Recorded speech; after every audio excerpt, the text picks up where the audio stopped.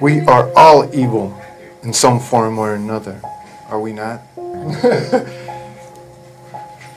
Yes, I am evil. En el video de hoy vamos a hablar del caso de Richard Ramírez, también conocido como el acosador nocturno.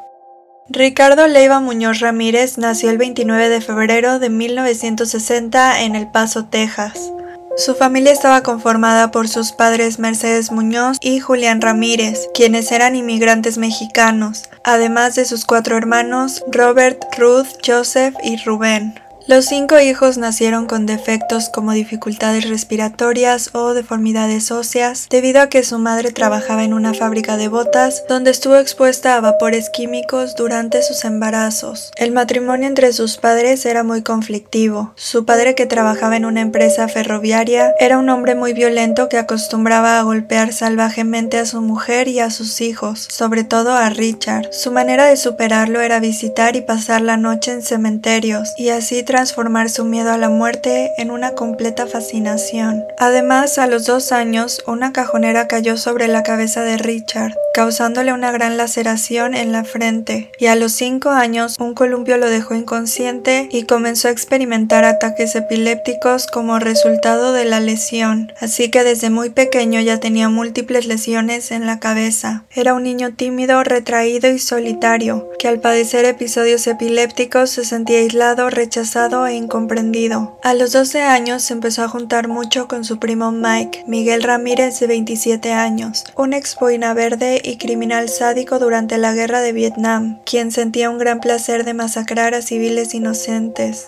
Los dos se reunían a fumar marihuana mientras Mike le contaba y le enseñaba fotografías donde estaba violando, torturando y matando a mujeres vietnamitas, incluida una foto de él posando con la cabeza cortada de una mujer que había matado. Además, le enseñó técnicas para asesinar con sigilio, lo mismo que aprendió en el ejército. Es por esto que se cree que Mike jugó un papel importante en convertir a Richard en un asesino. Mike nunca fue castigado por los crímenes de guerra que cometió en Vietnam, pero un día que Richard estaba en el departamento de Mike y su familia, se encontraban jugando billar, cuando Richard fue al refrigerador por un refresco y encontró la pistola de Mike en una de las repisas. Al preguntarle a Mike, él dijo que podría necesitarla y quería que estuviera fría. Luego regresaron a jugar billar. Minutos después regresó del trabajo Jessie, la esposa de Mike, y empezaron a discutir porque Mike no tenía trabajo y estaba ahí perdiendo el tiempo en vez de buscar uno. En ese momento Mike agarró la pistola y le disparó en la cara a su esposa, salpicando de sangre la cara de Richard, quien estaba en shock, pero años después reconoció que esta experiencia despertó sentimientos extraños en él. Mike fue arrestado por la policía y encarcelado en el Texas State Mental Hospital, pero 4 años después fue declarado no culpable del asesinato por demencia y fue puesto en libertad. A partir de esto, bajo la influencia de su primo Mike, Richard iniciaría a muy temprana edad su carrera criminal. Se reunían para drogarse y salían a la calle a robar para poder comprar más droga.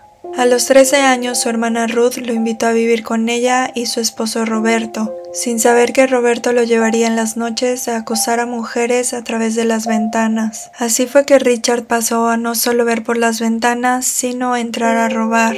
A los 15 años empezó a trabajar limpiando habitaciones y llevando el equipaje de los huéspedes en un motel, donde empezó a robar a los huéspedes y en una ocasión intentó abusar sexualmente de una mujer.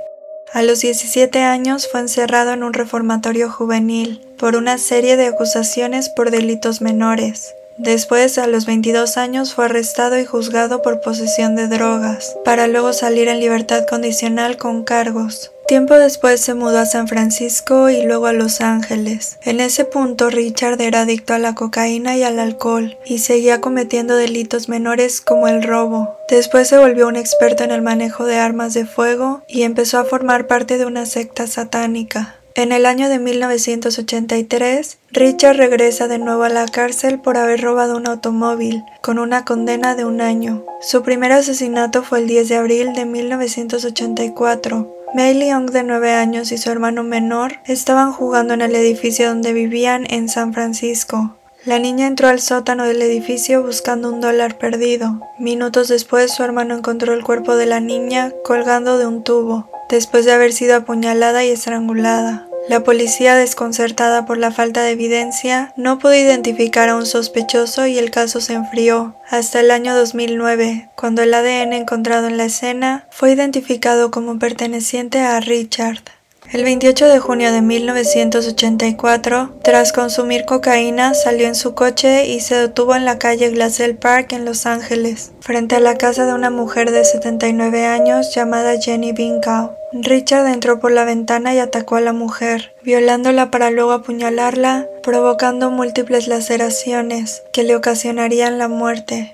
La noche del 17 de marzo de 1985, empezó a seguir a una mujer que iba camino a su casa, María Hernández, de 22 años, quien compartía casa con su amiga Dale Okazaki, de 34 años. Richard entró al garaje de la casa de María y le disparó a matar. La mujer, de forma instintiva, levanta la mano donde tenía las llaves del coche. En ese momento la bala rebota en las llaves y María se deja caer al suelo fingiendo su muerte. En un descuido de Richard, María logra escapar con vida, pero su compañera Dale, al escuchar la detonación, se escondió, pero al querer moverse del escondite, Richard la vio y le disparó. 40 minutos más tarde, Richard emprendió la búsqueda de una nueva víctima, Tsai Lian-yu, de 30 años, quien iba camino a su casa en Monterey Park en la madrugada. Richard la detuvo en su coche, la sacó y la mató a tiros. Después de esto, las noticias hablaban de los hechos, describiendo al asesino como un hombre con dientes podridos y ojos saltones. 10 días después de este ataque, asesina a Vincent Zazzara, de 64 años,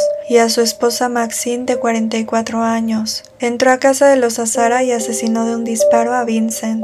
Posteriormente se encarga de abusar sexualmente de Maxine, para luego asesinarla apuñalándola, hasta sacarle los ojos para llevárselos de recuerdo. Años más tarde, en su juicio, confesó en un tono muy frío que le había sacado los ojos estando viva. Cuando la policía llegó a la escena, encontraron el cuerpo de Maxine mutilado sin ojos, pero también encontraron una pista del asesino, una huella de tenis marca Avia. Las autoridades desplegaron un operativo policial, el cual no obtenía resultados. Richard Ramírez nunca mostró un patrón a la hora de ejecutar sus asesinatos. Es por eso que fue un caso muy complejo y obstaculizador para las investigaciones que llevaban a cabo las autoridades competentes.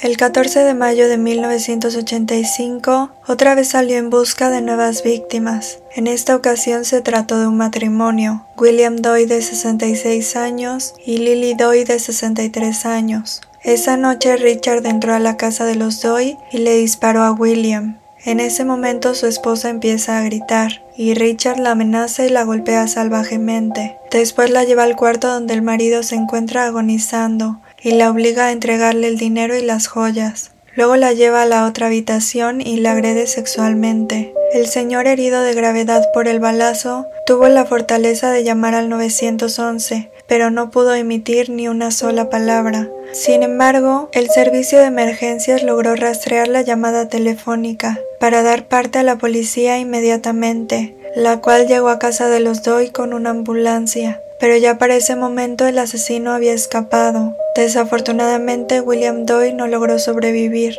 pero su esposa sí, por lo que pudo dar a la policía la descripción exacta del asesino. En la noche del 29 de mayo de 1985, manejó un coche robado a Monrovia y se detuvo en la casa de Mabel, de 83 años, en la que vivía con su hermana discapacitada Florence, de 81 años. Encontró un martillo en la cocina, con el que golpeó a Florence. Luego la amarró en su dormitorio. Después ató y golpeó a Mabel antes de usar un cable eléctrico para electrocutarla. Después abusó sexualmente de Florence y usó un labial rojo para dibujar el símbolo del pentagrama satánico en el muslo de la víctima, así como en las paredes de ambos dormitorios. Las mujeres fueron encontradas 2 días después, vivas pero inconscientes y gravemente heridas, aunque desafortunadamente Mabel murió más tarde a causa de sus heridas en el hospital. Un día después se encuentra una nueva víctima, Ruth Wilson, de 44 años, quien tenía un hijo de 12 años, entró por la ventana de su casa, esposó y encerró a su hijo en un armario. La mujer supuso que se trataba de un asalto y espontáneamente le entregó al criminal su dinero y sus joyas. Luego de recibir esto, Richard procedió a atarla y agredirla sexualmente, gritándole «No me mires o te sacaré los ojos». Después huyó del lugar dejándola con vida, y en ese momento comenzaría la cuenta regresiva del acosador nocturno, ya que con las descripciones de la víctima, la policía realizaría el primer retrato hablado de Ramírez. Debido a la cacería que comienza la policía de Los Ángeles con el retrato hablado, Richard decide huir,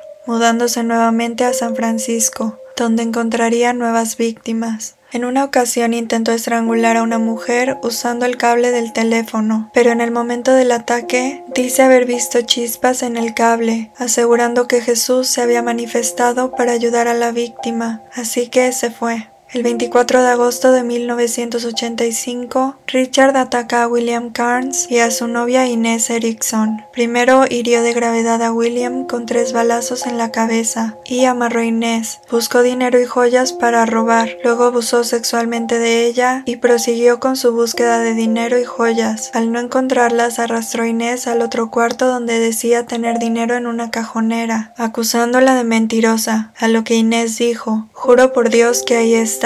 Y Richard le dijo: «Júralo por Satanás». Luego agarró el dinero y huyó del lugar, no sin antes obligarla a decir «Amo a Satanás». Luego Inés llamó al 911. Además, en un descuido, Richard dejó una huella dactilar en uno de los vehículos robados que abandonaba, y la policía usó una nueva tecnología para la época que con la huella identificó a Richard Ramírez como el asesino. Horas antes del ataque a William e Inés, Richard intentó entrar a la casa de la familia Romero. James Romero, de 13 años, estaba afuera arreglando su bicicleta cuando escuchó a Richard merodeando por su casa, así que James corrió a despertar a su padre, y ambos describieron lo que vieron a la policía, lo cual ayudó mucho para identificarlo. It was an instinct, and I just went and I saw somebody at our house, and I just went chasing after them. At age 38, asked Romero what the Night Stalker was wearing that night. Blue jeans, black members only jacket, a baseball cap. And the license plate? 482 RTS. He didn't know anything about the Night Stalker tear. He was just a 13-year-old boy up late in his garage hearing a noise. Someone was trying to break into his parents' bedroom. He took a look, saw a stranger, and that stranger, Ramirez, took off running. Do you think he saw you? Yeah, I know he was aware. Why didn't he come after you? You know, I'm not too sure. 11 días después, Inés identificó a Richard Ramírez entre varios hombres como su agresor. A pesar de que no pudo ver su cara el día del ataque, logró reconocerlo por su forma de caminar, su postura y su voz. La mañana del 31 de agosto, los periódicos publicaron la fotografía de Richard Ramírez en primera página, mientras Richard caminaba en un vecindario al este de la ciudad de Los Ángeles, cuando unos compradores en una licorería informaron que vieron a Richard tomar un periódico, mirar su foto en la portada y correr. La policía empezó a perseguirlo en sus vehículos y con helicópteros, mientras Richard ingresaba a un vecindario donde intentaba robar un coche. Ahí fue reconocido y atacado, y corrió hacia otro vehículo, donde la conductora Angie de la Torre se defendió. Richard le dio un puñetazo en el estómago y tomó las llaves del auto. Luego un vecino, José Burgoín, de 85 años, salió corriendo y Richard amenazó con dispararle si se acercaba. Como José no vio ningún arma, abrió la puerta y lo sacó del coche. Los espectadores se unieron para ayudar a contener a Richard, incluido el esposo de Angie de la Torre, quien lo golpeó en la cabeza con utensilios de asador, pero Richard logró escapar, corriendo por la calle mientras el grupo lo perseguía, hasta que durante la persecución lograron golpearlo con una barra de metal, tirándolo al piso, y así fue detenido por la policía. Finalmente fue declarado culpable de 13 asesinatos, aunque se cree que fueron más de 25, además de 5 intentos de asesinato, 11 agresiones sexuales y 14 robos. Durante su tiempo en prisión se casó con Doreen Lioy, quien le escribió casi 75 cartas durante su encarcelamiento. En 1988, Richard le propuso matrimonio a Doreen y el 3 de octubre de 1996 se casaron en la prisión estatal de San Quentin en California. There are many who would look at Richard Ramirez in the eye and say, he is the face of evil. And yet you look at him and you see the man of your dreams. Who needs glasses here? I can't help the way the world looks at him. They don't know him the way I do. Después de 22 días de deliberaciones, el jurado votó por la pena de muerte para Richard Ramírez. Durante muchos años antes de la muerte de Ramírez, Doreen Lee hoy declaró que se quitaría la vida cuando él fuera ejecutado. Pero Richard murió de cáncer el 7 de junio del 2013, antes de que el estado de California pudiera ejecutarlo. You don't understand me, you are not expected to, you are not capable of it. I am beyond your experience, I am beyond good and evil. Legions of the night, Nightbreed, repeat not the errors of Nightcrawler and show no mercy, I will be avenged. Lucifer dwells within us all. Cuénteme su opinión sobre el caso y si saben algo más que no haya mencionado, los estaré leyendo en los comentarios. Y no olviden seguirme en todas mis redes sociales. Gracias por el video, les mando un beso enorme y nos vemos mañana. Bye.